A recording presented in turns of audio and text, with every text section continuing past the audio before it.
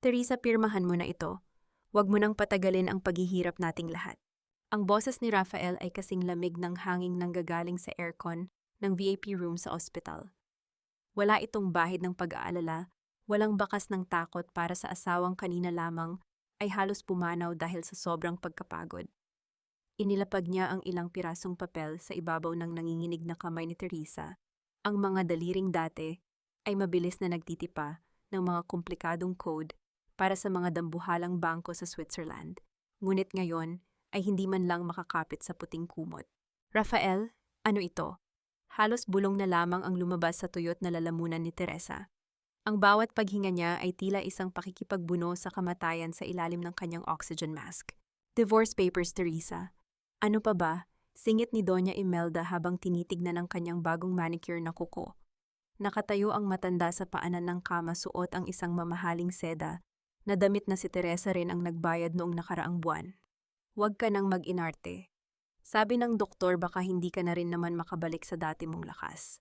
At sa totoo lang, pagod na si Rafael na magpanggap na masaya sa isang asawang walang ibang ginawa kundi magmukmok sa harap ng computer. Isang matalim na kirot ang gumuhit sa dibdib ni Teresa, mas masakit pa kaysa sa anumang karamdamang pisikal. Ito ang lalaking pinili niyang protektahan, ang amor propyo. Ito ang lalaking hinayaan niyang maging mukha ng kanilang pamilya habang siya ang tahimik na nagpapadaloy ng milyon-milyong piso sa kanilang bank account para hindi ito magmukhang maliit sa mata ng lipunan. Ang mansyon sa Dasmariñas, ang mga luxury cars, ang bawat piraso ng alahas na suot ni Imelda, lahat iyon ay galing sa pagod ni Teresa. Pabigat ka na, Teresa. You're useless now. Pagpapatuloy ni Rafael ang kanyang mga mata, ay walang emosyon habang nakatingin sa asawa. 7 years akong nagtiis sa pagiging malamig mo. At kahit anak, hindi mo ako mabigyan. Isang malaking kahihiyan sa pamilya natin ang magkaroon ng asawang baog at ngayon ay tila gulay na rito sa ospital. Isang malaking pagkakamali na pinayagan kitang pumasok sa pamilya namin. Dagdag ni Doña Imelda na ang boses ay punong-puno ng pagkamuhi. Ang akala ko ay makakatulong ka sa pag-angat ng aming pangalan, ngunit isa ka lang palang pabigat na kailangang bayaran ang bawat sentimo ng hospital bills na ito. Alam mo ba kung gaano kamahal ang kwartong ito? Sayang ang pera. Hindi makapaniwala si Teresa. Ang perang tinutukoy ng kanyang biyenan ay ang perang galing sa sarili niyang pinaghirapan. Naramdaman niya ang init ng luha sa kanyang mga mata, ngunit pinilit niyang huwag itong hayaang pumatak. Ang kanyang puso na dati ay puno ng pagmamahal para kay Rafael ay unti-unting nadudurog at nagiging abo. Sa bawat salitang lumalabas sa bibig ng kanyang asawa, tila may isang bahagi ng kanyang pagkatao ang namamatay. Pirman mo na, ate, para naman makapagpahinga ka na ng maayos. Napalingon si Teresa sa pintuan. Doon ay nakatayo si Bianca, ang pinsang itinuring niyang kapatid, ang taong pinagkatiwalaan niya sa lahat ng kanyang mga sikreto at pati na rin sa kanyang mga negosyo. Lumapit si Bianca sa gilid ng kama at hinawakan ang kamay ni Teresa na may kasamang peking ngiti, ngunit ang kanyang mga mata ay kumikislap sa kagalakan na hindi niya maitago. Bianca, pati ba ikaw? Halos hindi makapaniwalang tanong ni Teresa sa kanyang isip. Gusto niyang sumigaw, gusto niyang itanong kung bakit, ngunit ang kanyang katawan ay tila nakakulong sa isang paralysis ng pighati. Don't worry about the house, ate. I'll take care of Rafael. I'll take care of everything, Pam. Bulong ni Bianca sa kanyang tenga, sapat lamang para marinig ni Teresa. Ang bango ng pabango ni Bianca ay ang paboritong pabango ni Teresa na marahil ay kinuha rin nito sa kanyang vanity table. Tinitigan ni Teresa ang ballpen na iniaabot ni Rafael. Ang bawat tibok ng kanyang puso ay tila isang paalala ng kanyang kamangmangan. Sa loob ng 7 taon, nagtayo siya ng isang kaharian para sa mga taong ang tanging hangad lang pala ay makita siyang bumagsak.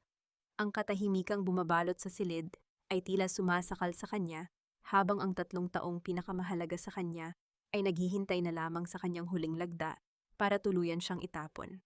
Dahan-dahang itinaas ni Teresa ang kanyang kamay. Ang bawat galaw ay isang matinding pagpapasakit. Kinuha niya ang panulat. Tumingin siya kay Rafael, sa lalaking minsan niyang pinangakuan ng habambuhay, at nakita niya ang isang estranghero na puno ng kasakiman. Pinirmahan ni Teresa ang papel. Hindi dahil sa pagsuko, kundi dahil sa isang realizations na kasing talim ng kidlat. Kung ito ang gusto nilang laro ibibigay niya sa kanila, ang isang palabas na hinding-hindi nila malilimutan.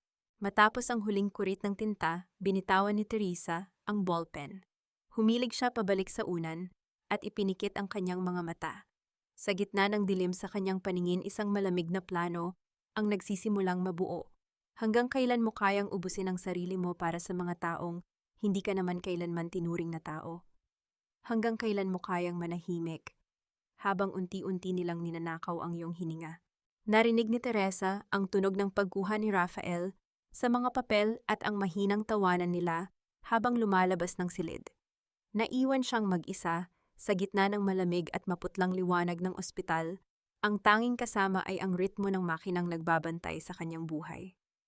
Ngunit sa bawat segundong lumilipas ang takot, ay napapalitan ng isang mapanganib na katahimikan. Naiwan ang katahimikan sa silid na kasing bigat ng isang libingan matapos isara ni Rafael ang pinto. Ang tanging naririnig na lamang ni Teresa ay ang sarili niyang paghinga na may kasamang kakaibang huni mula sa oxygen mask. Tila bawat pagangat at pagbaba ng kanyang dibdib ay isang paalala na sa gitna ng lahat ng pagtatraidor, buhay pa rin siya. Ang pirma sa dokumentong iyon ay hindi dulo ng kanyang buhay, kundi ang simula ng isang tahimik at madugong pagbabayad. Sa likod ng telang nakatakip sa kanyang mukha, dahan-dahang gumuhit ang isang ngiti sa mga labi ni Teresa, isang ngiti na puno ng pait at katusuhan. Akala ni Rafael at Doña Imelda ay nakuha na nila ang lahat. Akala nila ay naiwan siyang hubad at walang laban sa gitna ng bagyo. Hindi nila alam na 6 na buwan na ang nakalilipas noong unang gabi, na naamoy niya ang ibang pabango sa polo ni Rafael, ay inihanda na niya ang kanyang sariling sandata. Bumalik ang kanyang gunita sa mga gabing nagpupuyat siya, hindi dahil sa trabaho sa Swiss Bank, kundi dahil sa pagbuo ng isang digital na bitag. Habang natutulog si Rafael sa kanyang tabi, mahimbing na nananaginip ng buhay, kasama ang ibang babae, ang mga daliri ni Teresa ay mabilis na naglalagay ng mga invisible tracker sa bawat bank account, sa bawat transaction, at sa bawat email ng kanyang asawa. Ang talino niyang pinakinabangan ng mga bilyonaryo sa Europa ay ginamit niya upang maging anino sa loob ng sarili niyang tahanan. Alam ni Teresa kung magkano ang natitirang balanse sa tago na account ni Rafael. Alam niya ang bawat alahas na isinanla ni Doña Imelda para mabayaran ang kanyang utang sa casino sa Entertainment City. Higit sa lahat, alam niya ang tungkol sa balak nilang pagsangla sa mansyon sa Dasmariñas. Ang mansyong binili niya gamit ang kanyang pawis at dugo, ngunit ipinangalan sa kanyang asawa dahil sa takot niyang masugatan ang ego nito bilang isang lalaki. Masyado niyo akong minaliit, bulong ni Teresa. Sa kanyang isip habang nararamdaman ang dahan-dahang pagbabalik ng lakas sa kanyang mga kalamnan. Ang bawat pangungutya ni Rafael, ang bawat sampal ng salita ni Doña Imelda, at ang bawat mapanirang titig ni Bianca ay itinanim niya sa kanyang alaala. Gagamitin niya ang bawat isa nito bilang panggatong sa apoy na tutupok sa kanila. Pinanood ni Teresa ang dahan-dahang paggalaw ng anino sa pader ng ospital. Sa loob ng 7 taon, naging sunod-sunuran siya sa dikta ng tradisyon at ng utang na loob sa pamilyang akala niya ay kinalakihan niya. Ngunit ngayon, ang babaeng handang isakripisyo ang lahat para sa pag-ibig ay wala na. Ang natitira na lamang ay ang isang quiet chess player na handang isakripisyo ang hari para sa kanyang sariling kaligtasan. Ramdam niya ang mabilis na tibok ng kanyang puso, hindi dahil sa takot, kundi dahil sa pananabik. Alam niya ang susunod na hakbang ni Doña Imelda. Alam niyang sa oras na ito nagdiriwang na ang mga ito at nagpaplano kung paano uubusin ang yaman na akala nila ay kanila na. Hahayaan niya silang magsaya. Hahayaan niya silang lumipad ng mataas dahil mas masakit ang pagbagsak kapag nasa itaas ka na. Dahan-dahang inabot ni Teresa ang gilid ng kanyang unan. Ang kanyang mga kamay ay nanginginig pa rin, ngunit may kasiguraduhan na sa bawat galaw. Mula sa isang tago na bulsa sa ilalim ng kutsyon, nakuha niya ang isang manipis at itim na smartphone, isang gadget na hindi alam ni Rafael na umiiral. Ito ang kanyang kontrol, ang kanyang bintana sa mundong akala ng lahat ay tinalikuran na siya. Nang bumukas ang screen, ang liwanag nito ay tumama sa kanyang mga mata, nagpapakita ng isang mapa ng mga komplikadong transaksyon at mga pulang babala. Isang pindot lamang at magsisimula na ang domino effect na sisira sa reputasyon ng mga Suarez. Ngunit hindi pa ngayon. Gusto niyang makita ang mukha ni Rafael.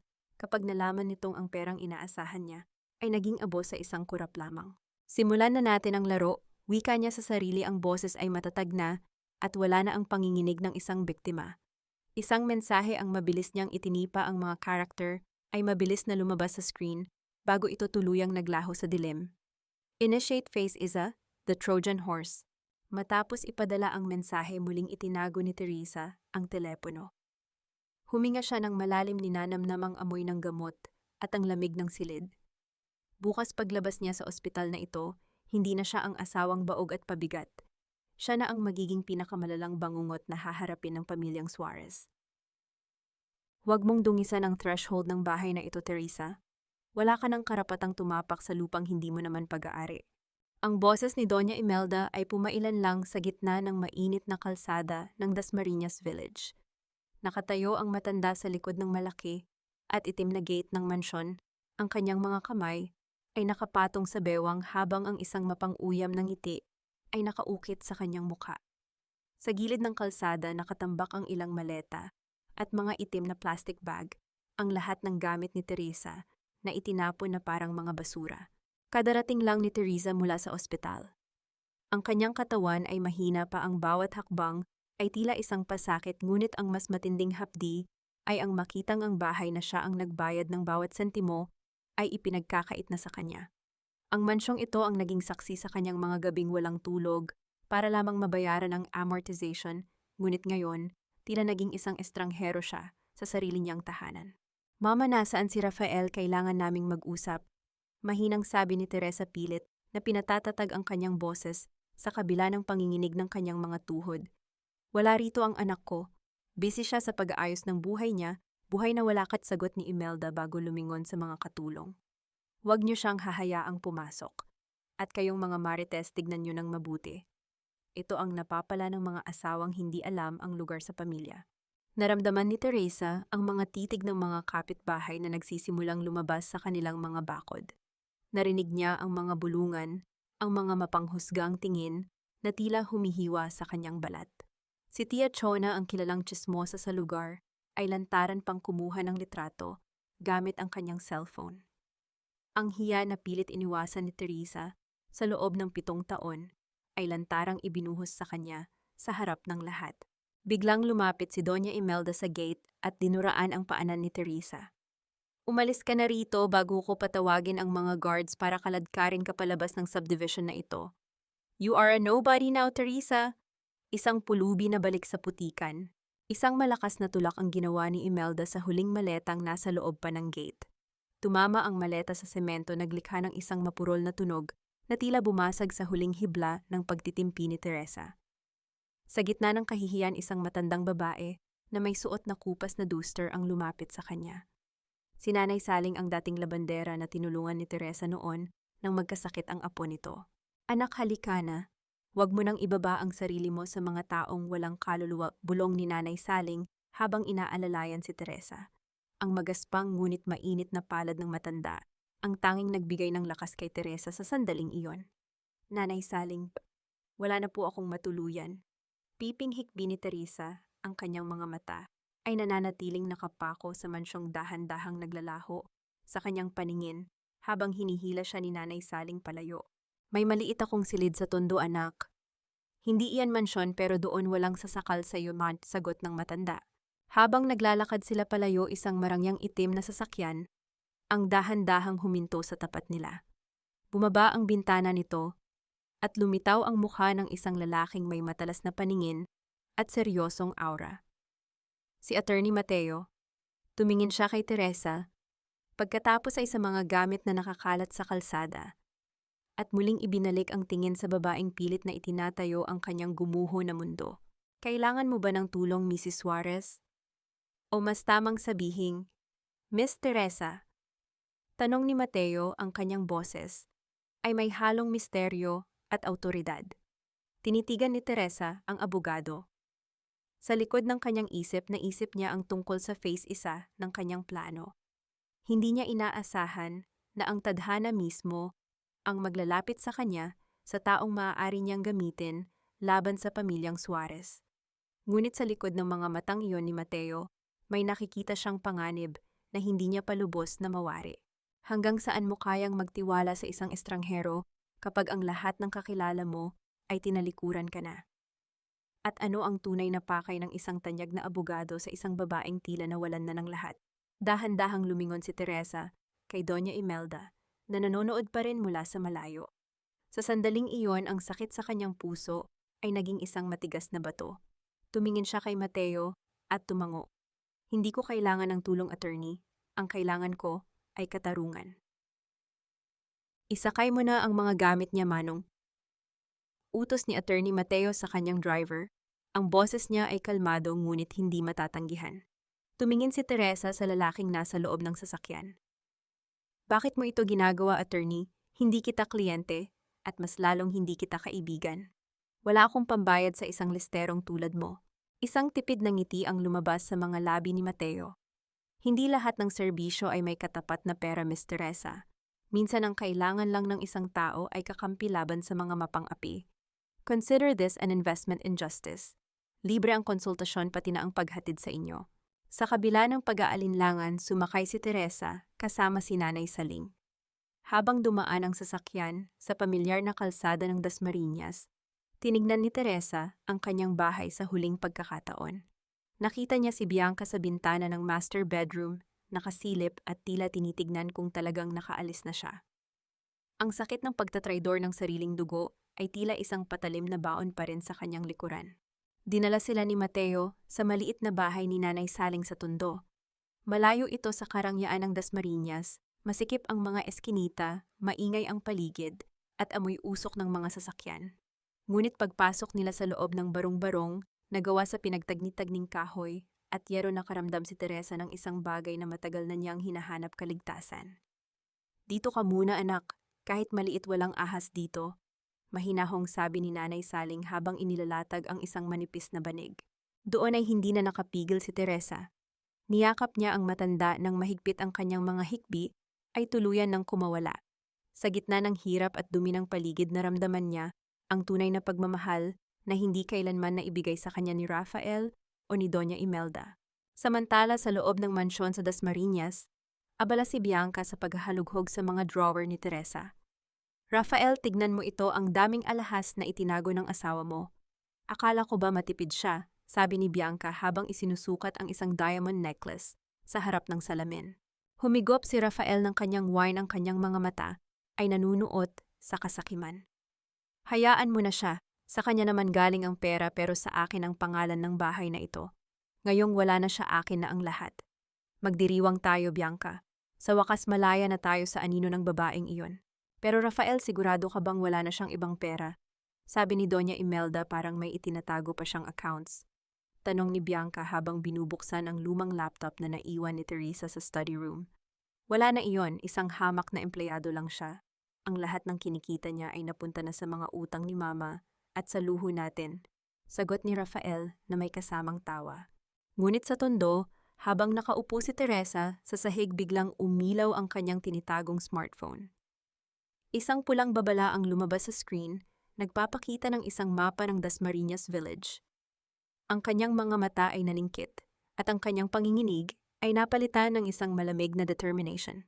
Sinusubukan nilang pasukin ang sistem ko. Bulong ni Teresa, ang kanyang boses ay puno ng panganib. Hindi lang pala bahay ko ang gusto nilang kunin. Gusto rin nilang nakawin ang huling alas ko. Tumingin si Teresa sa labas ng bintana kung saan ang dilim ng gabi ay bumabalot sa syudad. Sa loob ng kanyang isip, muling naglaro ang mga mukha ni na Rafael at Bianca. Akala nila ay tapos na ang lahat, ngunit hindi nila alam na binuksan lang nila ang pinto para sa sarili nilang pagkawasak. Bakit tila alam ni Attorney Mateo kung saan eksaktong matatagpuan si Teresa kanina? At ano ang tunay na pakay ni Bianca sa pagsubok na buksan ang mga private servers ni Teresa? Isang notification muli ang lumitaw sa screen ng phone ni Teresa. Alert, unauthorized access to Cayman server detected. Location, my old house. Hindi ko akalain na sa gitna ng ingay ng Tondo ko, matatagpuan ang katahimikang ipinagkait sa akin sa Dasmariñas Village. Ang sikat ng araw ay tumatagos sa mga butas ng bubong na yero, lumilikha ng mga guhit ng liwanag sa sahig na semento. Walang malalambot na unan, walang aircon na nagbibigay ng artificial na lamig.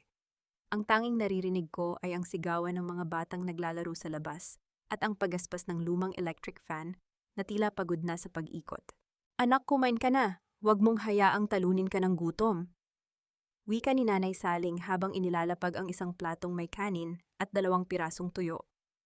Ang usok mula sa mainit na kanin ay humahalo sa amoy ng kalsada, ngunit para sa akin, ito ang pinakamasarap na pagkaing natikman ko sa loob ng 7 taon. Naupo ako sa sahig kasama ang matanda. Noong nasa mansyon ako, ang hapagkainan namin ay puno ng mamahaling kubyertos at putaheng hindi ko man lang mabigkas ang pangalan, ngunit ang bawat subo ko noon ay tila may kasamang lason ng pangungutya ni na Rafael at Doña Imelda. Ngayon habang nagkakamay ako sa pagkain ng tuyo, naramdaman ko ang muling pagkabuhay ng aking pagkatao. Sa bawat pagnguya, tila unti-unting nabubuo ang mga piraso ng puso kong dinurog nila. Salamat, Nanay Saling. Hindi ko alam kung nasaan ako ngayon kung wala kayo. Pasalamat ko ang aking boses ay gumaan na kumpara noong nakaraang gabi. Ang ginto ay kailangang dumaan sa apoy para maging dalisay, Teresa.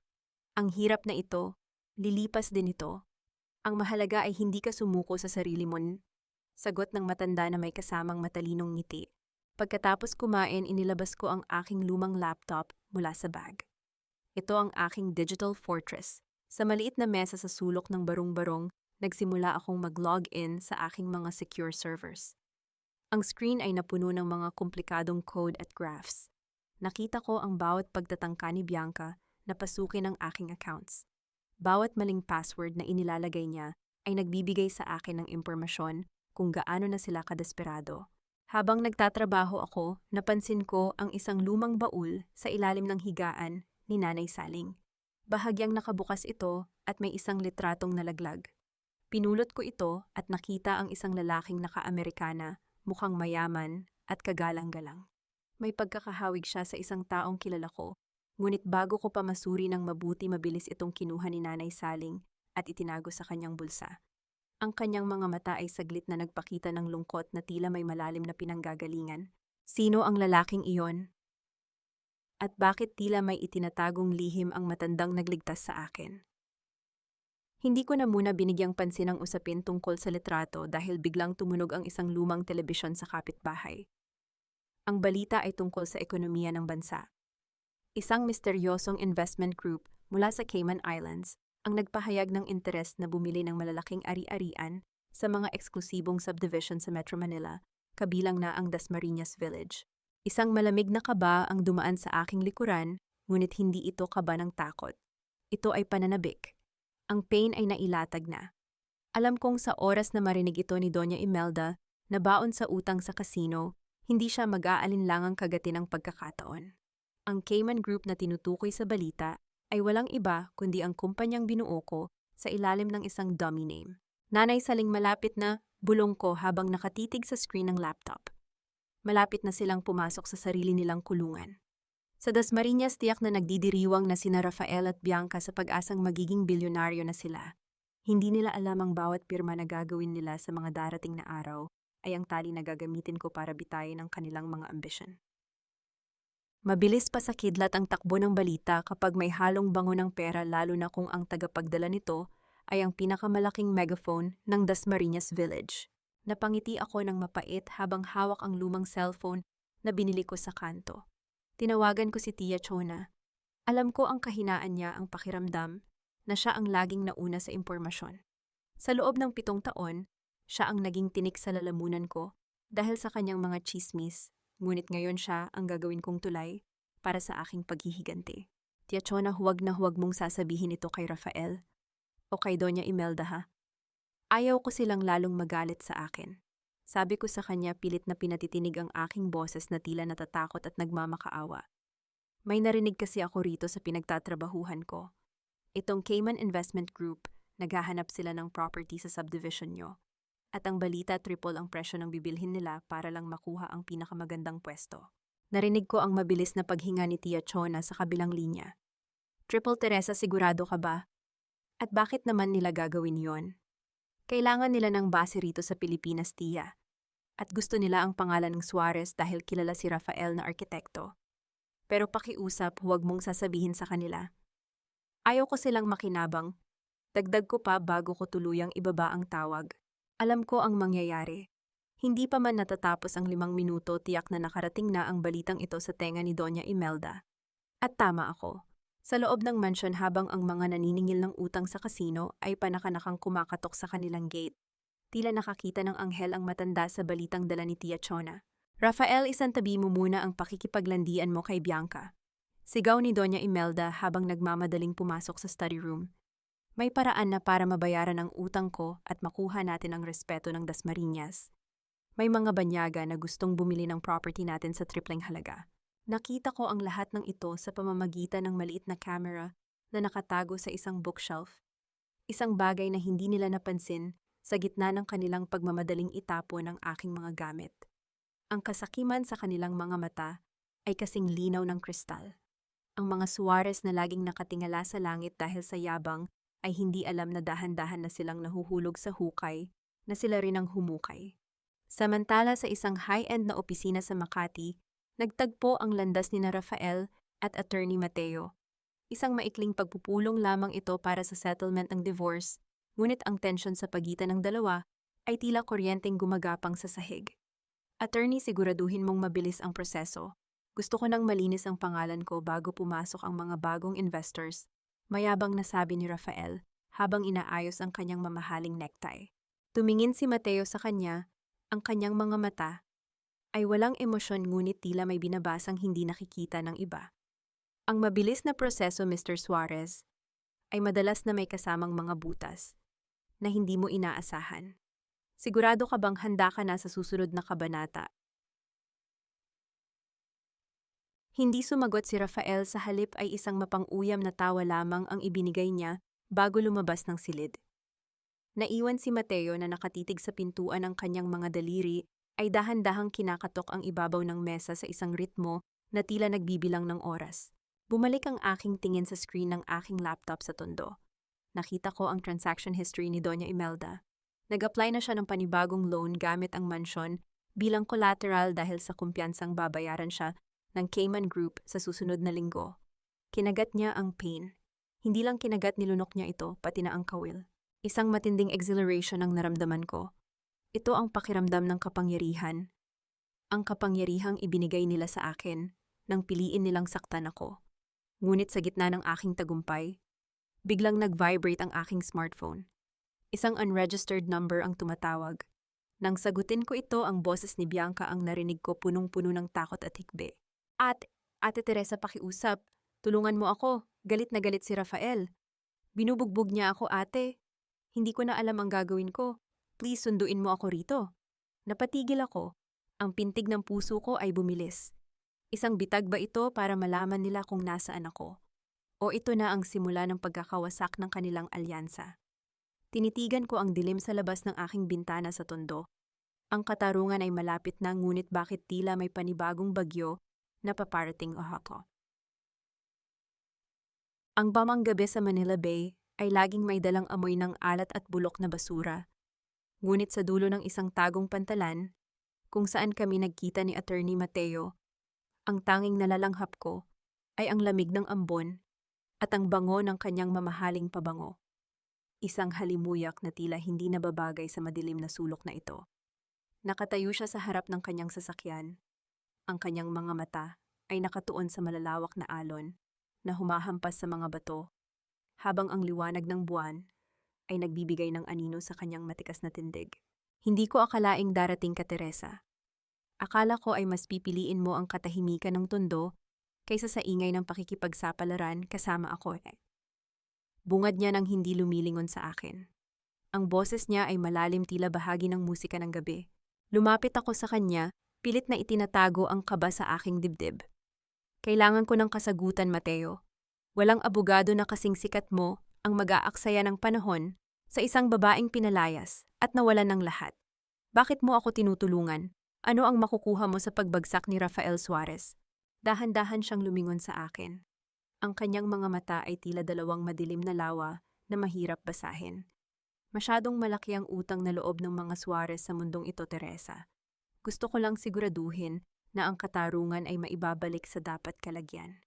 Si Rafael, isa siyang anay na sumisira sa pundasyon ng mas malaking gusali. At ikaw ang susi para tuluyan siyang gumuho.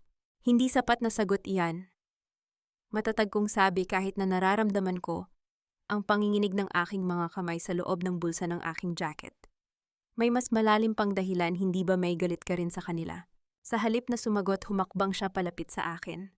Ramdam ko ang init na nanggagaling sa kanyang katawan na tila panlaban sa malamig na simoy ng hangin. Bigla niyang itinaas ang kanyang kamay at bago pa ako makaiwas, dahan-dahang hinawi ng kanyang mga daliri ang isang hibla ng buhok na humaharang sa aking paningin. Ang kanyang mga daliri ay bahagyang dumampi sa aking pisngi, isang haplos na kasing banayad ng pakpak ng paru-paro, ngunit kasing tindi ng kuryenteng gumagapang sa bawat himaymay ng aking balat. Huwag mo munang isipin ang dahilan ko, Teresa. Ang isipin mo ay kung paano mo babawiin ang lahat ng nawala sa iyo, bulong niya habang dahan-dahang inilalapit ang kanyang mukha sa akin. Sa sandaling iyon, ang ingay ng mga alon ay tila naglaho. Ang tanging naririnig ko na lamang ay ang malakas na pintig ng aking sariling puso at ang banayad na paghinga niya. Ang init ng kanyang palad na nanatili sa aking balikat ay nagbigay ng isang uri ng proteksyon na matagal ko nang kinalimutan. Naramdaman ko ang pagkalito. Gusto ko siyang pagkatiwalaan. Gusto kong maniwala na may isang taong handang tumayo sa tabi ko sa gitna ng gulo. Pero paano kung isa rin siyang manlalaro? Paano kung ang init na nararamdaman ko ay isa ring patibong? Ang batas ay parang pag-ibig, Teresa. Pagpapatuloy niya, ang boses ay malapit na sa aking tenga. Kailangang alam mo kung kailan ka lalapit at kung kailan ka lalayo. Pero sa kaso natin, mas mabuti kung mananatili kang malapit sa akin. Dahan-dahan niyang inalis ang kanyang kamay, ngunit ang naiwang init sa aking balat ay tila isang tatak na hindi ko na mabubura. Inabot niya sa akin ang isang kulay kape na folder. Basahin mo iyan pag uwi mo. Iyan ang sipi ng testamento ng yumaong asawa ni Doña Imelda. May mga kondisyon doon na hindi nila sinunod, mga kondisyon na maaaring maging dahilan para bawiin ang lahat ng ari-arian nila. Anong nakasulat dito, tanong ko habang mahigpit na hawak ang folder. Basahin mo at malalaman mo kung gaano kalaki ang kasinungalingang kinalakihan ni Rafael, sagot niya bago pumasok sa kanyang sasakyan. Habang pinapanood ko ang paglayo ng kanyang sasakyan, hindi ko napansin na sa di kalayuan sa likod ng isang tumpok ng mga container van, may isang pares ng mga mata na kanina pa nakamasid. Si Bianca. Hawak niya ang kanyang cellphone at ang kislap ng flash nito ay saglit na tumama sa dilim ng gabi. Isang litrato ang kinuha niya, isang litratong nagpapakita ng intimacy sa pagitan ko at ng abogadong dapat ay kalaban ng pamilya Suarez. Sa loob ng kanyang isip, alam ni Bianca na may hawak na siyang alas. Isang alas na hindi lamang sisira sa plano ni Teresa, kundi maaari ring maging mitya ng isang mas malaking gulo sa Dasmariñas Village. Hindi mo ba nararamdaman, Teresa, ang bawat hakbang mo rito ay isang paglapastangan sa amoy ng karangyaan? Kahit anong suot mong bestido, amoy tondo ka pa rin. Ang boses ni Doña Imelda ay pumailan lang sa gitna ng marangyang ballroom ng isang hotel sa Makati. Hawak niya ang isang kristal na baso ng champagne, habang ang kanyang mga mata ay mapanglait na tinitignan ng simpleng asul na sutla na suot ni Teresa. Sa tabi niya nakatayo si Rafael na may suot na mamahaling tuxedo, habang si Bianca ay nakakapit sa kanyang braso, suot ang isang pulang damit na tila sumisigaw ng tagumpay. Hindi kumibo si Teresa.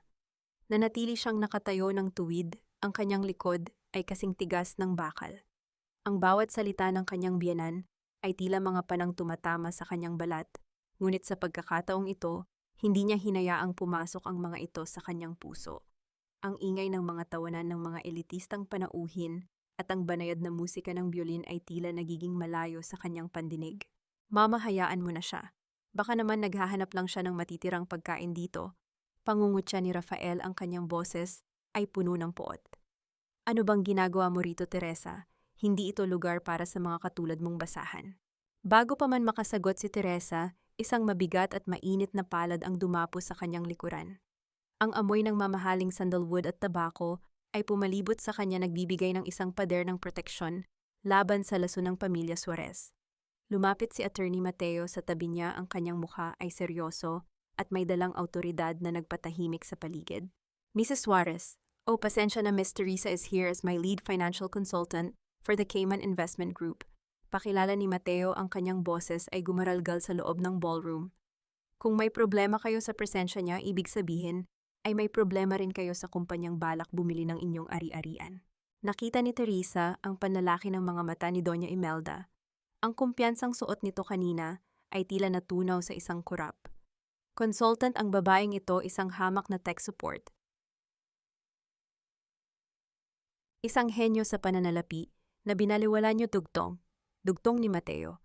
Bahagya niyang inilapit si Teresa sa kanya, ang kanyang kamay ay nananatiling nakahawak sa bewang ng babae.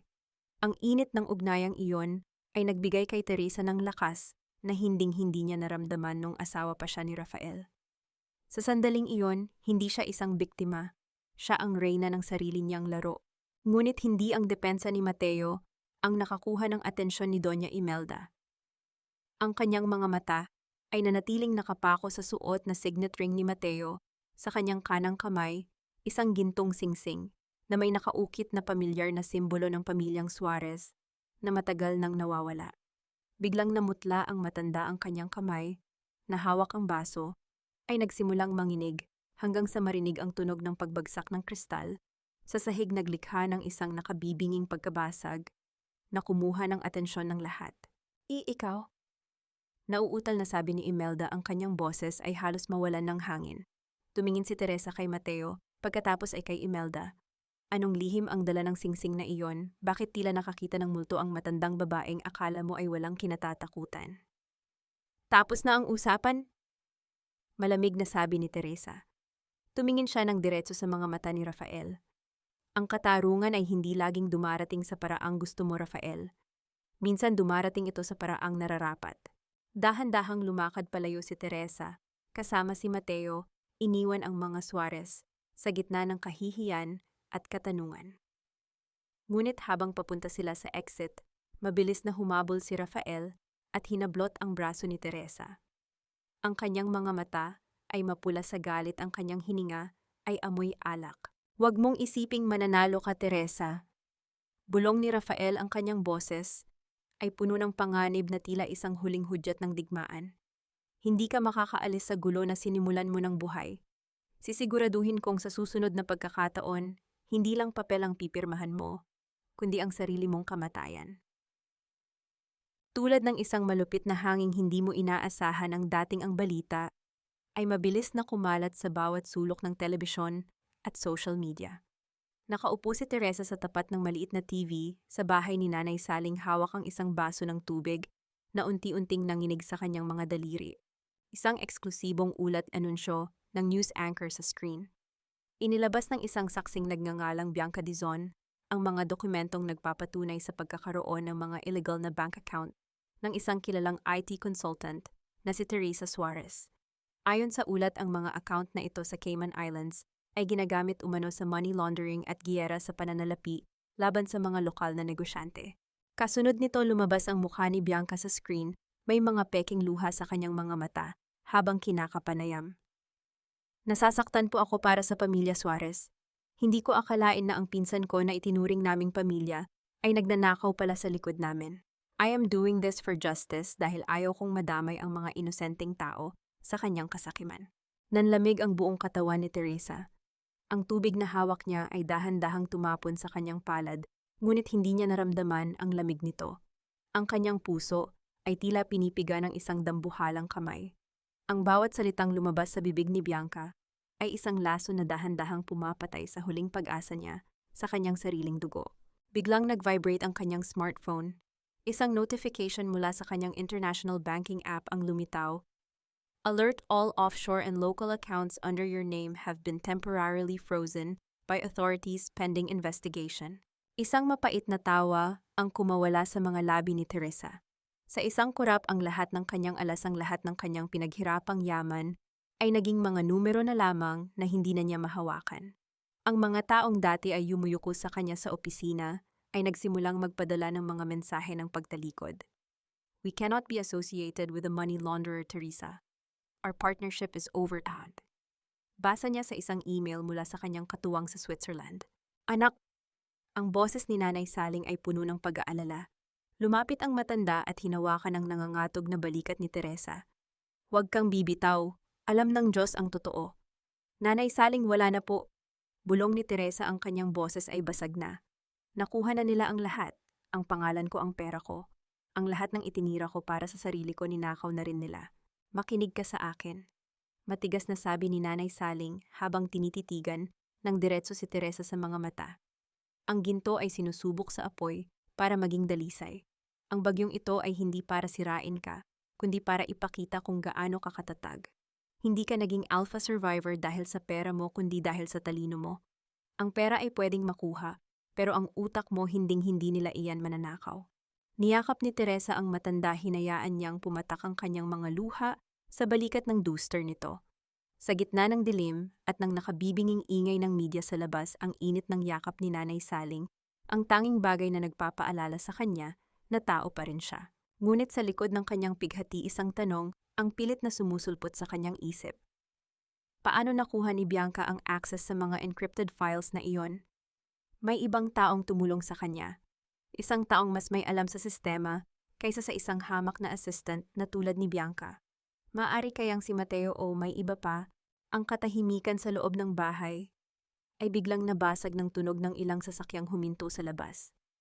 Mula sa bintana, nakita ni Teresa ang mga asul at pulang ilaw na sumasalamin sa mga dingding ng mga kapitbahay.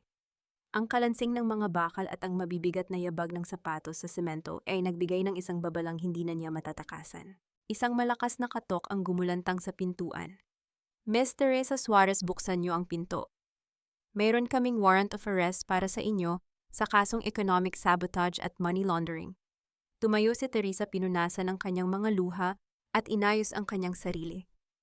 Tumingin siya kay Nanay Saling at tumango. Nanay, huwag po kayong matatakot. Haharapin ko sila ng nakataas ang noo. Binuksan ni Teresa ang pinto at ang liwanag ng mga flashlight ay tumama sa kanyang mukha. Ngunit sa gitna ng mga pulis, nakita niya ang isang itim na sasakyan sa malayo. Sa loob nito, isang bintana, ang dahan-dahang bumaba, at isang pares ng mga mata ang nakamasid sa kanya nang walang kukurap-kurap. Akala ko sapat na ang maging matalino para mabuhay sa mundong ito, pero ang talino pala ay walang silbi kung ang kalaban mo ay ang sarili mong puso. Ang mga salitang ito ay dahan-dahang namuo sa isipan ni Teresa habang nakatingin siya sa labas ng bintana ng isang tago at marangyang safe house sa Antipolo. Hindi siya natuloy sa kulungan dahil sa mabilis na pag-apela ni Mateo, ngunit ang kalayaang ito ay tila isang hawlang ginto. Ang bawat patak ng ulan sa labas ay tila isang libong karayom na tumutusok sa kanyang balat habang ang lamig ng silid ay nanunuot hanggang sa kanyang mga buto. Sa gitna ng dilim, tanging ang asul na liwanag mula sa kanyang laptop ang nagbibigay ng anyo sa kanyang mukhang wala ng bakas ng sigla. Sa kabilang dulo ng lungsod sa loob ng mansyon sa Dasmariñas, ang hangin ay puno ng tensyon at puot. Nasaan ang pera, Bianca? Sabi mo kapag na-freeze ang accounts niya, maililipat natin ang pondo sa pangalan ko. Sigaw ni Rafael habang iwinawasiwas ang isang baso ng alak. Ang kanyang mukha ay mapula, ang mga mata ay nanlilisik sa galit. Hindi ganoon kadali iyon. Rafael, ang system ni Teresa ay parang maze, kailangan ko ng oras. Sagot ni Bianca, ang kanyang boses ay nanginginig sa takot at pagod. Isang malakas na hampas sa lamesa ang nagpatahimik sa kanya, ang tunog ng kahoy na tila nabiyak ay nagpaatras kay Bianca sa sulok. Ang relasyong binuo sa pagtatraidor ay nagsisimula ng mabulok mula sa loob. Ang pag-ibig na ipinagmalaki nila ay napalitan ng sisihan at kasakiman. Habang nangyayari ang gulo sa mansyon, si Teresa ay dahan-dahang naglalakad sa loob ng opisina ni Mateo sa safe house. Isang pintuan na bahagyang nakabukas ang kumuha ng kanyang atensyon. Sa loob, nakita niya ang isang lumang leather na folder na nakapatong sa mesa. Ang bawat pahina na kanyang binubuklat ay tila isang sampal ng katotohanan. Nakita niya ang mga dokumento ng kapanganakan, mga liham na puno ng hinanakit, at isang larawan ng asawa ni Doña Imelda kasama ang isang batang lalaki na may pamilyar na mga mata. Mateo Suarez, bulong ni Teresa, ang kanyang boses ay tila hininga na lamang. Ang katotohanan ay mas masakit kaysa sa anumang kasinungalingan. Si Mateo ay ang anak sa labas ng yumaong asawa ni Imelda. Hindi siya narito para iligtas si Teresa. Narito siya para gamitin ang talino nito upang ubusin ang pamilyang Suarez at makuha ang manang ipinagkait sa kanya sa loob ng maraming taon. Ang bawat haplos ni Mateo, ang bawat salita ng pag-asa, ay bahagi lamang ng isang mas malaking plano ng paghihigante. Naramdaman ni Teresa ang panlalambot ng kanyang mga tuhod. Napaupo siya sa sahig, ang kanyang likod ay sumandal sa malamig na pader habang ang mga luha ay dahan-dahang dumadaloy sa kanyang mga pisngi. Ang taong akala niya ay katuwang niya sa laban ay ang taong may pinakamadilim na pakay. Ang pakiramdam ng pagiging gamit ng pagiging isang piyesa lamang sa chessboard ng ibang tao ay nagdulot ng isang matinding pait sa kanyang lalamunan.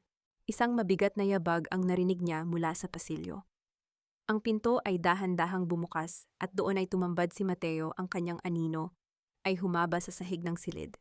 Ang amoy ng ulan at ang kanyang matapang na pabango ay muling pumalibot kay Teresa. Ngunit sa pagkakataong ito, hindi ito nagbigay ng init. Nalaman mo na rin sa wakas. Malamig na sabi ni Mateo, ang kanyang boses ay wala ng bakas ng lambing.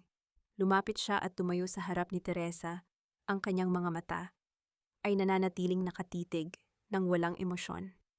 Ngayong alam mo na ang totoo, Teresa, may dalawa kang pagpipilian.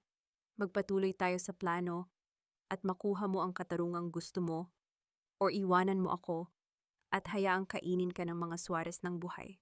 Tumingala si Teresa, ang kanyang mga mata ay mapula sa iyak, ngunit may bagong kislap ng determinasyon.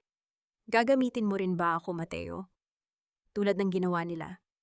Sa mundong ito, Teresa, lahat tayo ay gumagamit ng kapwa natin para mabuhay. Sagot ni Mateo, bago dahan-dahang yumuko para abutin ang kamay ng babae. Pero tandaan mo, ito ang kaaway ng iyong kaaway ay ang iyong tanging kaibigan sa oras na ito. Isang mensahe mula sa isang anonymous sender ang biglang nag-flash sa phone ni Teresa na nakapatong sa mesa. I have the original debt contract of Doña Imelda. Let's talk. Sino ang misteryosong taong ito? At kaya bang isantabi ni Teresa ang sakit ng panibagong pagtatraidor para sa kanyang huling pagkakataon na makabangon, Kenrake? Huwag mong isiping nakatali pa rin ako sa sakit, Mateo. Ang bawat luha ko kagabi ay naging bala na gagamitin ko para tapusin ang larong ito. Ang boses ni Teresa ay kasing talim ng isang bagong hasang patalim. Wala na ang panginginig, wala na ang pagsusumamo. Tumayo siya mula sa malamig na sahig ng safe house. Pinapagpag ang kanyang damit na tila inaalis ang lahat ng dumi ng pagtatraidor na dumikit sa kanya. Tinitigan niya si Mateo ng diretso sa mga mata, ang lalaking akala niya ay kanyang tagapagligtas, ngunit isa rin palang manununggab na naghihintay ng tamang pagkakataon. Professional alliance, Mateo. Iyon lang ang tanging ititira ko para sa iyo. Pagpapatuloy ni Teresa habang naglalakad patungo sa kanyang laptop. Alam ko ang tungkol sa mga offshore transfers mo na hindi dumaan sa tamang proseso ng Bangko Sentral.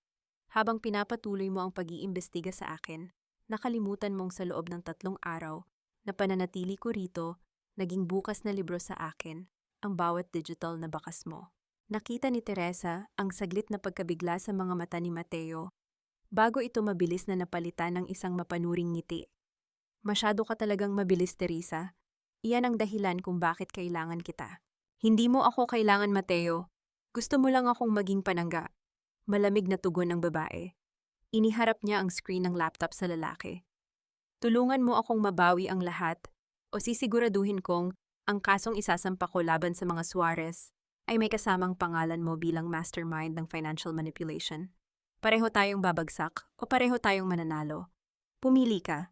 Sa kabilang dulo ng lungsod, ang halimuyak ng mamahaling pabango sa loob ng mansyon sa Dasmariñas ay napalitan ng amoy ng malapot na takot. Si Doña Imelda ay nakaupo sa kanyang kama, ang kanyang mga kamay ay nanginginig habang binabasa ang mga sulat mula sa mga sindikato ng kasino. Ang utang na loob na inaasahan niya mula sa mga koneksyon niya ay naglaho na.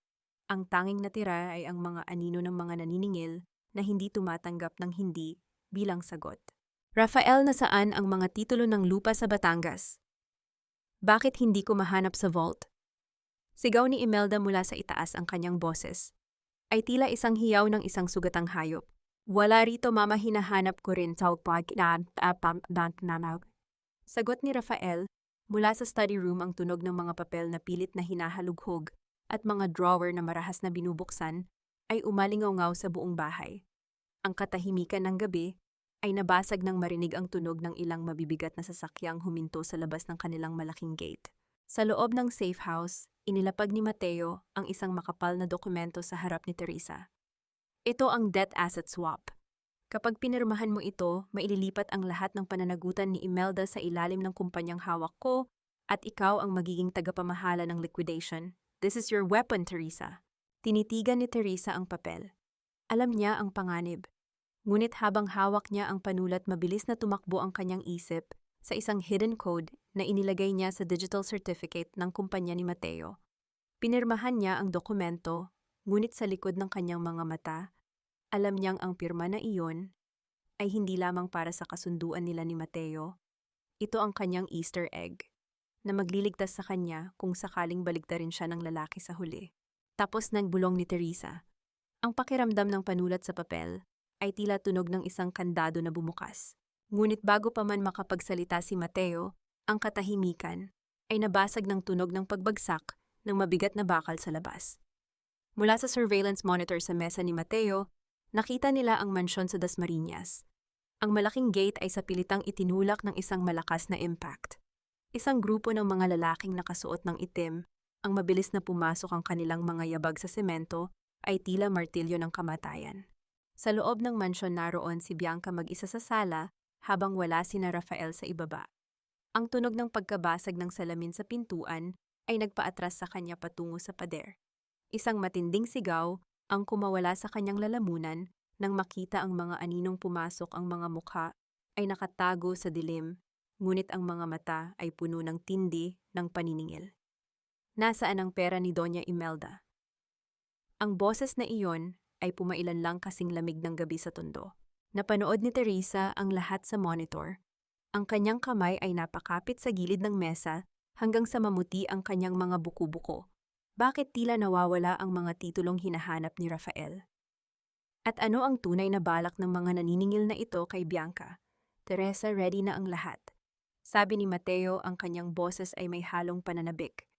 Bukas iyon na ang Dasmariñas Village muli. Ngunit habang nakatingin si Teresa sa monitor, nakita niya ang isang bagay na hindi dapat nandoon. Isang pamilyar na kotse ang dahan-dahang dumaan sa tapat ng mansyon. Ang kotse ni Nanay Saling na hiniram ng isang taong hindi niya inaasahan. Isang malaking pagkakamali na pinagkatiwalaan kita, Bianca. Akala ko ba ay tapat ka sa akin? Pero tignan mo ito. Sino ang lalaking ito? Ang boses ni Rafael ay parang kulog na yumanig sa mga dingding ng mansyon sa Dasmariñas. Iwinawasiwas niya ang kanyang smartphone. Sa harap ng mukha ni Bianca ipinapakita ang mga litratong kuha sa isang madilim na parking lot. Sa mga larawan makikitang may iniabot na isang envelope si Bianca sa isang estrangherong lalaki, isang lalaking mukhang abogado or financial agent. Rafael, makinig ka, edited ang mga yan. Hindi ko kilala ang lalaking yan. Sigaw ni Bianca, ang kanyang boses ay puno ng desperasyon habang umaatras siya patungo sa hagdanan. Ang kanyang mukha ay maputla, ang mga mata ay nanlalaki sa takot habang nakikita ang puot sa mga matang lalaking akala niya ay kanyang magiging ligtas na kanlungan. Sinungaling. Singit ni Doña Imelda mula sa gilid, ang kanyang boses ay puno ng lason. Kaya pala hindi namin mahanap ang mga titulo. Kaya pala hindi mabuksan ang vault. Ikaw ang kumukuha ng lahat, di ba? Gusto mong ubusin ang tira sa amin at sumama sa ibang lalaki. Hindi alam ni na Rafael at Imelda na ang mga litratong iyon ay produkto ng husay ni Teresa sa digital manipulation. Ipinadala ni Teresa ang mga iyon sa pamamagitan ng isang dummy account. Sinasabayan ang pag-init ng ulo ni Rafael dahil sa lumalalang utang ng pamilya. Ang pagdududa kapag naitanim na sa isang isipang puno ng kasakiman ay mabilis na tumutubo at sumasakal sa anumang natitirang tiwala. Sa loob ng kanyang sasakyan na nakaparada sa isang madilim na sulok sa labas ng subdivision, pinapanood ni Teresa ang live feed mula sa loob ng mansyon sa pamamagitan ng kanyang laptop. Nakikita niya ang bawat galaw, naririnig ang bawat mura at sumbatan. Ramdam niya ang isang malamig na kasiyahan sa kanyang dibdib, isang uri ng katarungan na hindi nanggagaling sa batas, kundi sa pagpapanood sa kanyang mga kaaway habang nilalamon nila ang isa't isa. Tignan mo sila, Mateo. Bulong ni Teresa, ang kanyang mga mata ay nananatiling nakapako sa screen. Ang pag-ibig na binuo sa pagtatraidor ay madaling gumuho sa isang munting hinala. "You're a master of psychological warfare, Teresa," sagot ni Mateo na nasa tabi niya ang boses ay may halong paghanga at bahagyang takot. "Hindi mo na kailangang dumiin ang iyong mga kamay. Hinahayaan mo silang maging sarili nilang bitay." Bumalik ang tingin ni Teresa sa screen nang makitang hinablot ni Rafael ang buhok ni Bianca at kinaladkad ito patungo sa pinto. "Umalis ka rito, huwag na huwag ka nang magpapakita sa akin. Isusumpa mo ang araw na niloko mo ang isang Suarez." Ang tunog ng pagbagsak ng katawan ni Bianca sa semento sa labas ng mansyon ay tila musika sa pandinig ni Teresa, ngunit may kasama rin itong hapdi. Naalala niya ang sarili niyang karanasan ang gabi nang siya ang itinapon sa labas na parang basura. Ang cycle ng kalupitan ay umikot na at ngayon ang ahas na tumuklaw sa kanya ay siya namang tinititigan ng kamatayan. Hindi pa ito tapos, wika ni Teresa sa kanyang isip. Ang kanyang puso ay mabilis na tumitibok, nararamdaman ang bawat daloy ng adrenaline sa kanyang mga ugat. Ang kanyang mga daliri ay marahang humahaplos sa gilid ng laptop, tila kinakalabit ang mga kwerdas ng isang trahedya na siya ang may akda. Sa loob ng mansyon, si Rafael ay parang isang baliw na sumasakay sa kanyang sports car. Pinaharurot niya ang sasakyan palabas ng gate, ang tunog ng pagkiskis ng goma sa aspalto ay naglikha ng isang nakaririnding ingay sa tahimik na gabi ng Dasmariñas. Ang galit sa kanyang puso ay tila isang apoy na bumubulag sa kanyang paningin. "Teresa, nasaan ang sasakyan ni Rafael?" tanong ni Mateo nang makitang nawala ang sasakyan sa monitor. Hindi nakasagot si Teresa. Isang matinding pangitain ang pumasok sa kanyang isip. Isang mabilis na pag-vibrate ng kanyang phone ang kumuha ng kanyang atensyon. Isang GPS alert ang sasakyan ni Rafael ay mabilis na tumatakbo patungo sa kurbada ng kalsada malapit sa main gate ng subdivision. Ang katahimikan ng gabi ay biglang nabasag ng isang malakas at mapurol na tunog ng pagbangga, isang tunog ng bakal na nayupi at salamin na nagkadurog-durog. Ang liwanag mula sa mga headlight ng sasakyan ni Rafael ay unti-unting naglaho sa dilim habang ang usok ay nagsisimulang pumailan lang mula sa kurbada. Tinitigan ni Teresa ang monitor, ang kanyang hininga ay tila tumigil sa kanyang lalamunan. Sadya ba ito ng tadhana? O may ibang puwersa na gumagalaw sa likod ng lahat? "Mateo, tingnan mo iyon." Bulong ni Teresa, itinaturo ang isang itim na sasakyan na dahan-dahang dumaan sa tabi ng pinangyarihan ng aksidente ng hindi humihinto. Isang sasakyang pamilyar sa kanya. Ano ang gagawin ni Teresa ngayong ang lalaking nanakit sa kanya ay nakikipagbuno sa kamatayan? At sino ang misteryosong driver ng sasakyang tumakas mula sa aksidente? Ang katahimikan ng gabi bago ang huling laban ay may dalang bigat na tila isang dambuhalang batong nakapatong sa dibdib ni Teresa. Sa loob ng safe house, ang tanging nagbibigay ng ingay ay ang banayad na pag-ikot ng processor ng kanyang laptop at ang mahinang paghampas ng mga pakpak ng gamugamo sa bintanang salamin. Ang bawat tipa ni Teresa sa keyboard ay tila isang huling pag-ayos sa isang mekanismo ng orasan na nakatakdang sumabog sa loob ng courtroom sa susunod na araw. Mabusisi niyang nire-align ang bawat digital asset. Sa ilalim ng mga komplikadong algorithm, itinago niya ang huling alas, ang debt asset swap contract. Ito ang dokumentong magpapanggap na isang kasunduan para sa pagsasalba ng kumpanya ni Rafael, ngunit sa katotohanan ay isang malaking bitag na maglilipat ng lahat ng utang ni Doña Imelda sa pangalan ng kanyang asawa. Pinanood ni Teresa ang pag-load ng progress bar sa screen. Ang asul na liwanag nito ay sumasalamin sa kanyang mga mata na wala ng bakas ng pag-aalinlangan. Ito na ang huling piraso ng puzzle, bulong niya sa sarili, habang ang kanyang mga daliri ay marahang humahaplos sa ibabaw ng mesa. Bago sumikat ang araw, nagpa siyang lumabas si Teresa. Dinala siya ng kanyang mga paa sa isang tahimik na sementeryo sa labas ng syudad. Tila bumalik ang kanyang gunita 10 taon na ang nakalilipas noong huling beses niyang hinawakan ang kamay ng kanyang ama bago ito pumanaw. Naupo siya sa damuhan sa harap ng puntod nito, hinayaan niyang maramdaman ang lamig ng hamog sa kanyang balat. "Pamalapit na akong makauwi." Sabi niya, ang boses ay puno ng pait at pag-asa. "Pasensya na kung hinayaan kong tapakan nila ang pangalan natin para sa pag-ibig na akala ko ay totoo. Pero bukas ibabalik ko ang lahat ng kinuha nila sa atin. Hindi lang ang pera kundi ang dignidad na itinuro mo sa akin." Isang tuyong dahon, ang dahan-dahang nalaglag sa ibabaw ng lapida, naglikha ng isang napakahinang kaluskos sa gitna ng katahimikan. Sa sandaling iyon, naramdaman ni Teresa ang isang uri ng kapayapaan, hindi ang kapayapaan ng pagsuko, kundi ang kapayapaan ng isang sundalong handa ng harapin ang kanyang huling digmaan. Ang gulo ng nakaraang buwan ay tila naging malinaw na agos ng tubig sa kanyang isipan. Nabalik lamang ang diwa ni Maribel nang marinig niya ang tunog ng pagbukas ng pinto ng sasakyan. Sa di kalayuan, si Mateo, lumapit ang abogado sa kanya, hawak ang isang itim na leather briefcase na naglalaman ng lahat ng legal na dokumentong kanilang ipapresenta. Teresa, ready na ang lahat. Sabi ni Mateo, ang kanyang boses ay matatag, ngunit may halong babala. Ang bawat pirma mo rito ay kailangang maging perpekto. Isang pagkakamali at pareho tayong tatalikuran ng batas. Walang magiging pagkakamali, Mateo, tugon ni Teresa habang tumatayo at pinapagpag ang dumi sa kanyang damit. Ang kasakiman ni Rafael at Imelda ang magiging sarili nilang abogado laban sa kanila. Ibibigay ko sa kanila ang gusto nila, ang kapangyarihan, hanggang sa tuluyan silang malunod dito. Tinitigan siya ni Mateo ng matagal.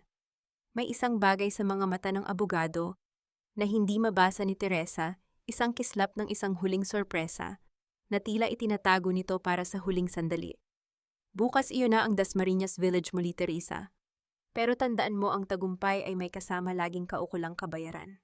Iniwan ni Mateo ang huling pangungusap na tila isang bugtong na nakasabit sa hangin. Habang papalubog ang huling gabi bago ang paghuhukom, alam ni Teresa na ang susunod na bukang liwayway ay magdadala ng isang katotohanang hinding-hindi makakalimutan ng pamilyang Suarez. Ang bawat tunog ng paghampas ng gavel ng huwes sa loob ng silid ng korte ay tila isang hatol na ng kamatayan sa katahimikan ng umagang iyon. Ang amoy ng lumang kahoy at floor wax ay humahalo sa lamig ng aircon, lumilikha ng isang atmosperang nakakasakal para sa sinumang hindi handa sa digmaang legal. Sa kanang bahagi ng silid nakaupo ang pamilya Suarez, isang larawan ng huwad na kagalang-galang na tila nanggagaling sa isang pahina ng magazine. Si Rafael ay nakasuot ng isang mamahaling neck brace. Ang kanyang mukha ay may mga gasgas pa mula sa aksidenteng naganap noong nakaraang gabi, ngunit ang kanyang mga mata ay nananatiling mapanuri at puno ng puot habang nakatitig kay Teresa. Sa tabi niya si Doña Imelda ay parang isang reynang handang pumatay para sa kanyang trono, suot ang isang itim na power suit na tila sumisimbolo sa kanyang inaasahang tagumpay. Your Honor, simula ng abogado ni Rafael, ang boses ay puno ng kumpiyansa. Nandito kami ngayon, hindi lamang para sa usapin ng paghahati ng ari-arian, kundi para patunayan na ang aming kliyente, si Mr. Rafael Suarez, ay biktima ng isang malawakang panloloko mula sa kanyang asawa. Meron kaming saksing magpapatunay na si Miss Teresa ay nagbalak na kawin ang yaman ng pamilya Suarez bago pa man ang kanilang paghihiwalay. Tumayo si Bianca mula sa likurang bahagi ng silid. Ang kanyang mukha ay seryoso, ngunit sa loob-loob niya ay naroon ang isang matinding pananabik. Lumakad siya patungo sa witness stand. Ang tunog ng kanyang takong sa sahig ay tila isang paalala ng bawat pagtatraidor na ginawa niya sa kanyang sariling dugo. Bianca Dizon, nanumpa ka bang magsasabi ng buong katotohanan? Tanong ng clerk. Opo, Tuo. Sagot ni Bianca, ang kanyang boses ay malinaw at walang bakas ng pag-aalinlangan. Tumingin siya ng saglit kay Teresa na sa sandaling iyon ay nakayuko, ang mga kamay ay nanginginig sa ibabaw ng mesa. Ang panginginig na iyon ay hindi dahil sa takot, kundi dahil sa isang matinding pagpipigil sa tawa na baka kumawala sa kanyang mga labi. Miss Bianca, meron ka bang hawak na ebidensya na magpapatunay sa mga paratang laban kay Miss Teresa? Tanong muli ng abogado. Meron po, Your Honor, wika ni Bianca. Habang inilalabas ang isang silver na hard drive mula sa kanyang bag. Ang laman nito ay ang mga orihinal na dokumento na ninakaw ni Ate Teresa mula sa sistem ng kumpanya ni Rafael.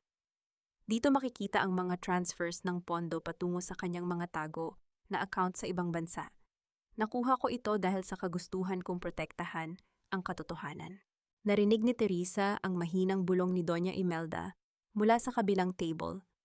Tapos ka na basahan, ngayon mo mararanasan kung paano mabulok sa kulungan. Tumingala si Teresa, ang kanyang mga mata ay mapula at tila puno ng takot. Bianca, paano mo nagawa ito? Akala ko ba ay magkakampi tayo? Sorry ate, justice is justice. Nakangising sagot ni Bianca sapat lamang para marinig ni Teresa. Ang huwes ay nagsimulang suriin ang mga dokumentong ipinapakita sa screen ng courtroom. Nakita roon ang pangalan ni Teresa, ang mga halaga ng pera, at ang mga petsa na tila nagpapatibay sa bawat paratang ni Rafael. Ang kumpiyansa sa panig ng mga Suarez ay lalong tumindi. Si Rafael ay bahagyang ngumiti sa likod ng kanyang neck brace, habang si Mateo ay nananatiling tahimik sa tabi ni Teresa, ang kanyang mga daliri ay marahang kinakalabit ang ibabaw ng kanyang briefcase. Miss Teresa, mayroon ka bang gustong sabihin tungkol sa mga ebidensyang ito? Tanong ng huwes, ang boses ay seryoso at walang kinikilingan. Dahan-dahang tumayo si Teresa. Ang bawat hakbang niya ay tila isang sakripisyo ng isang biktima. Your Honor, ang mga dokumentong iyan, hindi ko po alam kung paano naging ganyan ang nilalaman niyan. I have always worked for the benefit of my family. I loved Rafael. Your Honor, the witness is clearly lying and playing the victim card, sigaw ng abogado ni Rafael. The documents are digital signatures, they cannot be faked. Isang matinding tensyon ang bumalot sa silid. Ang mga reporter sa likod ay nagsimulang magbulungan habang ang tunog ng mga kamera na kumukuha ng bawat emosyon ni Teresa ay tila isang nakabibinging ingay. Ang pamilya Suarez ay tila nananalo na sa unang yugto ng laban. Para sa kanila, ang bawat luha ni Teresa ay isang patunay ng kanyang pagkatalo. Your Honor, hiling namin ang isang mabilis na pagpapasya para sa pansamantalang kustodya ng lahat ng ari-arian ni Miss Teresa pabor sa aming kliyente. Hirit pa ng panig ni Rafael. Tumingin ang huwes sa screen, pagkatapos ay kay Teresa. Kung wala ng ibang paliwanag ang nasasakdalang korte, ay handa nang maglabas ng resolusyon. Sa sandaling yon, dahan-dahang tumayo si Attorney Mateo. Ang kanyang presensya ay tila isang malamig na hangin na biglang pumasok sa silid. Wala siyang dalang kahit anong papel, tanging isang maliit na tablet lamang. Your Honor, we would like to request a 5-minute recess, hiling ni Mateo. Mayroon kaming bagong set ng ebidensya, nakakarating lamang isang digital signature na magpapawalang bisa sa bawat dokumentong ipinakita ni Miss Bianca. Nagkaroon ng mabilis na reaksyon sa panig ni na Rafael. Your Honor, this is just a delay tactic. The evidence is already clear. Your Honor, matatag na pagpapatuloy ni Mateo. Ang digital signature na sinasabi nila ay base sa isang lumang encryption. Ang ebidensyang hawak namin ay ang orihinal na master key na nagpapatunay na ang bawat pirma sa hard drive ni Miss Bianca ay binago at minanipula ng isang ikatlong partido. Napalingon si Rafael kay Bianca, ang kanyang mukha ay nagsisimulang mabahiran ng kaba. Ang kumpiyansang suot nila kanina ay tila nagsisimulang magkaroon ng mga lamat. The court will grant a 5-minute recess, hatol ng huwes sabay hampas ng gavel. Nang tumayo ang lahat, lumapit si Teresa sa witness stand at tumitig ng diretso sa mga mata ni Bianca. Wala na ang takot, wala na ang panginginig. Isang malamig at mapanganib na ngiti ang sumilay sa kanyang mukha. Ready ka na ba, Bianca? Bulong ni Teresa. Dahil ang digital signature na sinasabi mo, iyon ang huling pako sa kabaong ninyong lahat. Tumahimik ang lahat. Ang sigaw ng court usher ay tila isang malakas na hampas sa gitna ng bulungan ng mga tao nang muling pumasok ang huwes sa silid. Ang bawat segundo ng katahimikan ay tila isang mabigat na pasanin sa balikat ni Rafael. Nakatingin siya kay Bianca na sa sandaling iyon ay hindi na mapakali sa kanyang kinauupuan. Ang kanyang mga daliri ay walang tigil sa paghimas sa kanyang palda. Tumayo si Attorney Mateo, hawak ang kanyang tablet na nakakonekta sa malaking screen ng courtroom. Your Honor, ang ebidensyang iprinisinta ni Miss Bianca ay isang detalyadong pagpapakita ng mga transaksyon. Ngunit ang hindi nila alam, bawat dokumentong iyon ay may tinatawag na invisible digital watermark. Isang code na tanging ang orihinal na may akda lamang si Miss Teresa ang may hawak. Pinindot ni Mateo ang screen. Biglang nagbago ang mga numero sa monitor. Ang mga dokumentong kanina ay nagpapakita ng pagnanakaw ni Teresa ay biglang nag-transform. Lumitaw ang isang malaking heading sa itaas ng screen na kulay pula, Debt Asset Swap and Liability Assumption Agreement. Ano iyan? Bakit nagbago ang dokumento? Sigaw ni Rafael, ang kanyang boses ay pumiyok sa takot. Ito ang katotohanan, Mr. Suarez. Malamig na tugon ni Mateo habang dahan-dahang lumalakad sa harap ng mesa ng mga Suarez. Ang dokumentong kinuha ni Bianca mula sa computer ni Teresa ay hindi listahan ng mga nakaw na yaman. Ito ay isang kontrata ng paglilipat ng obligasyon. Noong pinirmahan mo ang mga digital forms na ibinigay sa iyo ni Bianca bilang asset transfer, ang totoo ay pinirmahan mo ang kusang loob na pag-ako sa lahat ng utang ng kumpanyang Shell na pag-aari ni Doña Imelda. 150 milyong piso. Pagpapatuloy ni Mateo ang kanyang boses ay umalingaw-ngaw sa bawat sulok ng silid. Iyan ang halaga ng utang na inaku mo, Rafael. At dahil ang mansyon sa Dasmariñas ay nakapangalan sa iyo bilang collateral sa mga naunang loan ni Doña Imelda, ang pirma mo sa dokumentong ito ang nagbigay ng kapangyarihan sa kumpanya ni Miss Teresa, ang Cayman Investment Group, na i-foreclose ang inyong bahay ngayong oras na ito. Hindi maaari iyan. Magnanakaw kayo? Hysterical na tumayo si Doña Imelda. Ang kanyang mamahaling itim na suit ay tila naging isang basahan sa gitna ng kanyang pagwawala.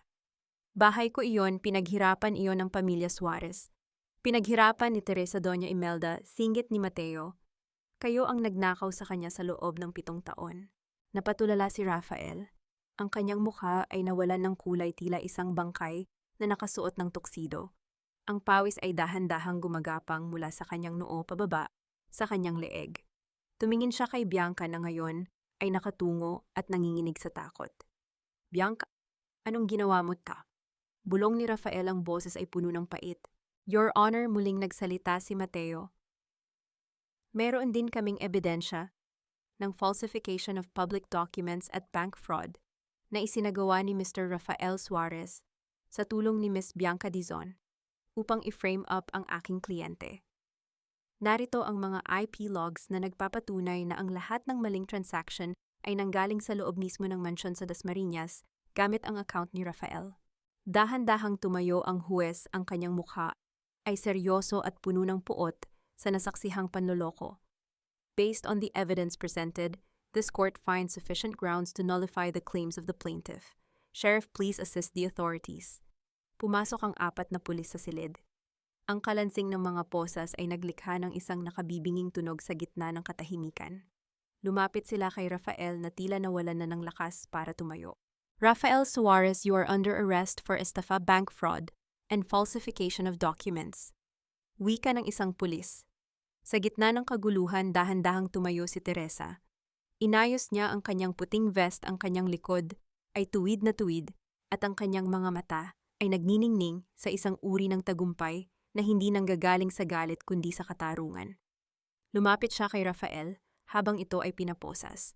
Amor proprio, di ba Rafael? Bulong ni Teresa, sapat lamang para marinig ng lalaki. Sabi mo noon pabigat ako. Ngayon ang bigat ng 150 milyong piso ay nasa balikat mo na. At ang mansyong ipinagmalaki nyo, bukas gagawin ko iyong shelter para sa mga asawang minaltrato nyo. Tumingin si Rafael kay Teresa. Ang kanyang mga mata ay puno ng pagsisisi at takot, ngunit huli na ang lahat. Kinaladkad siya ng mga pulis palabas ng courtroom, habang si Doña Imelda ay napaupo sa sahig umiiyak at nagsisisigaw ng mga salitang wala nang nakikinig. Ngunit sa gitna ng pananalo, dahan-dahang lumapit si Mateo sa witness stand. Tumingin siya kay Teresa nang may kakaibang kislap sa kanyang mga mata, isang kislap na tila nagsasabing hindi pa tapos ang lahat. Your Honor, ikikin kito. Wika ni Mateo, bago niyo tuluyang isara ang kasong ito, meron pa akong isang huling testimonya na dapat ibigay. Isang testimonya na mag-uugnay sa nakaraan at sa kasalukuyang nagaganap. Napakunot ang noo ni Teresa. Ano ang ginagawa ni Mateo? Wala ito sa kanilang plano. Bakit kailangan pa niyang tumayo sa witness stand ngayong tapos na ang lahat? Isang matinding kaba ang muling gumapang sa dibdib ni Teresa habang nakatingin sa lalaking akala niya ay kilala na niya ng lubusan. King, Your Honor, ang pangalan ko ay hindi lamang Mateo. Ako ay si Mateo Suarez, ang tanging anak ni Don Roberto Suarez sa labas ng kanyang legal na pagsasama. Ang boses ni Mateo ay parang isang matalim na palaso na tumagos sa katahimikan ng korte. Isang malakas na singhap ang narinig mula sa mga tao sa gallery. Si Doña Imelda na kanina ay nakaupo lamang sa sahig, ay biglang napatayo na tila nakakita ng isang multong bumangon mula sa hukay.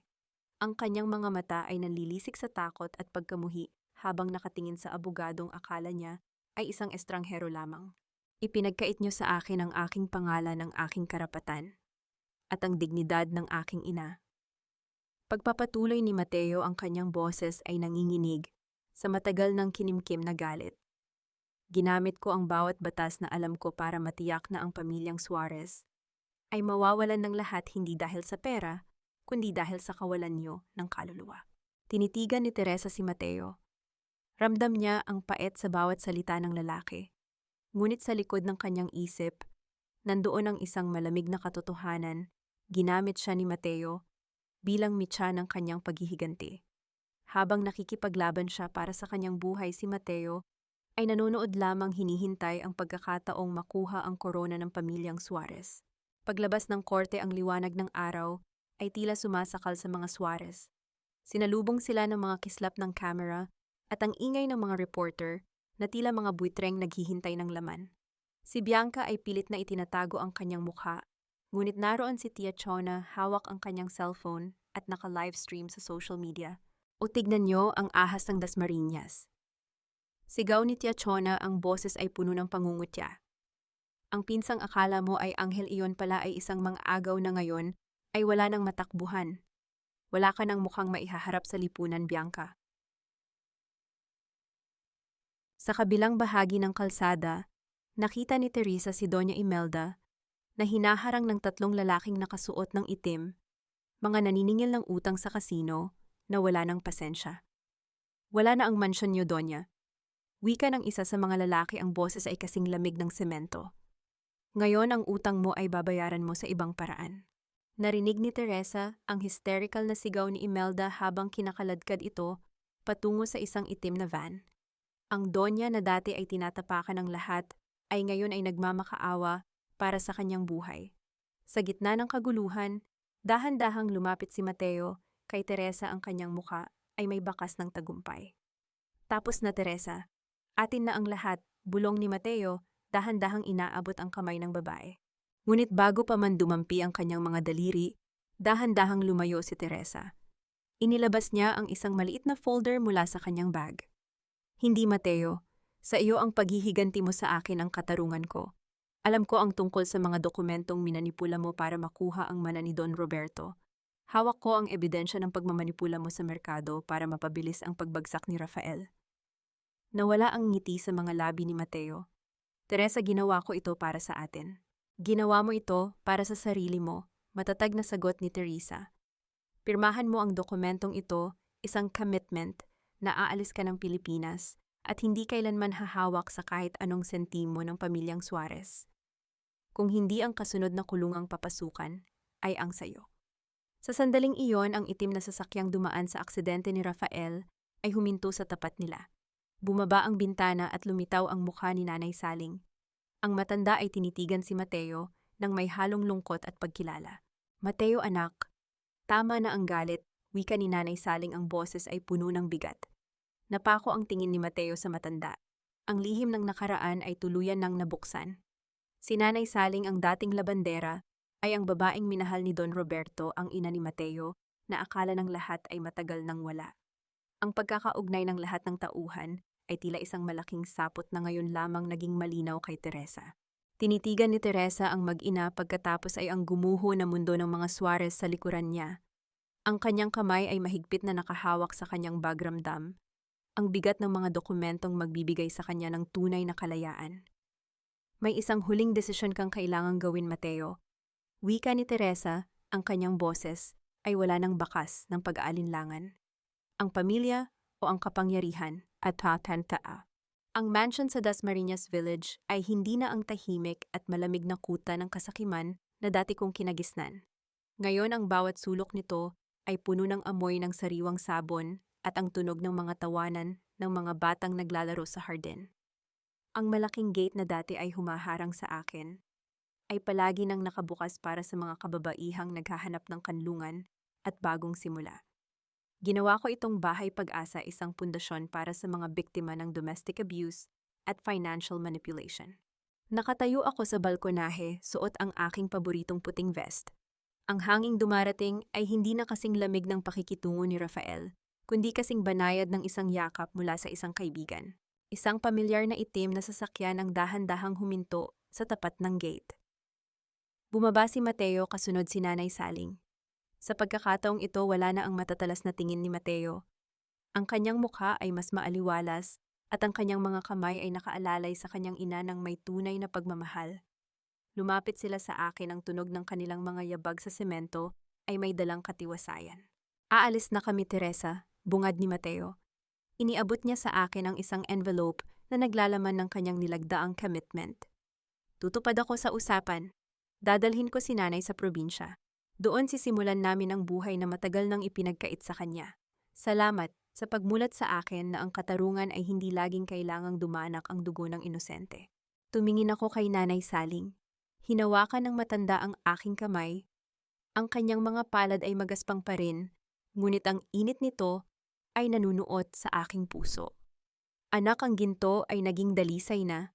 Huwag mo nang lilingunin ang apoy, bulong niya bago sila tuluyang lumulan sa sasakyan at maglaho sa dulo ng kalsada.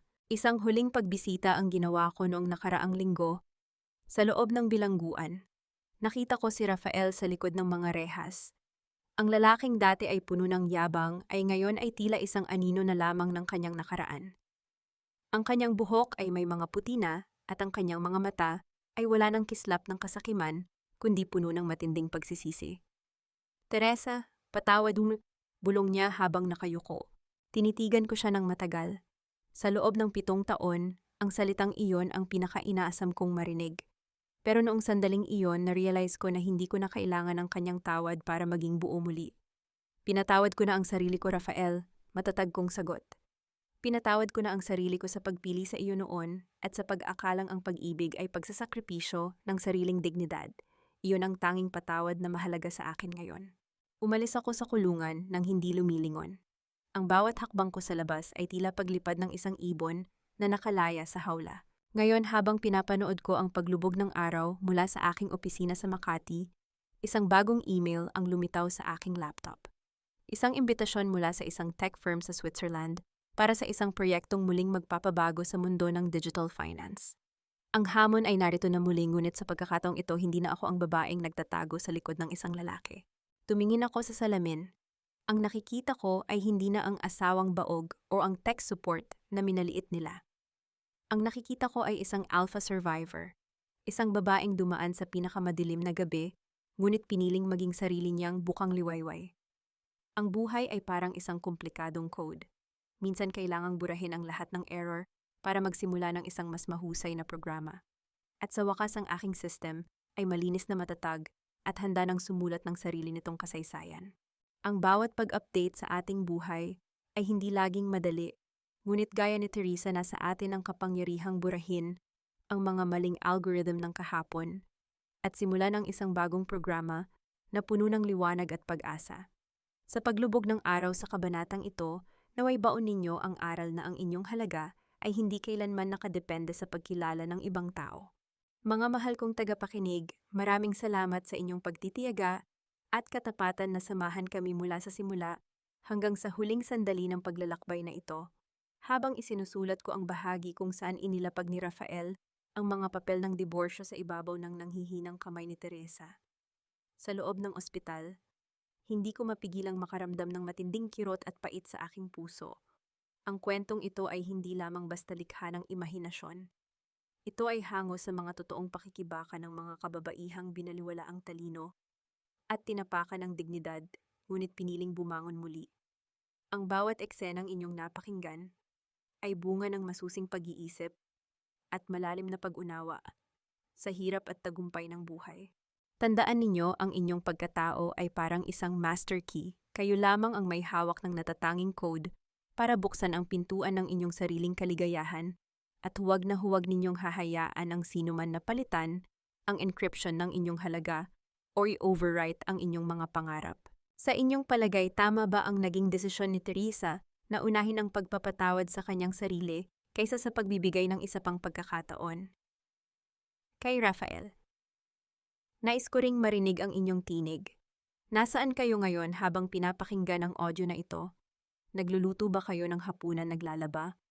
O marahil ay nagpapahinga matapos ang isang mahabang araw? Ibahagi ninyo ang inyong mga kwento sa comment section dahil dito palaging may nakikinig at nakauunawa sa inyo.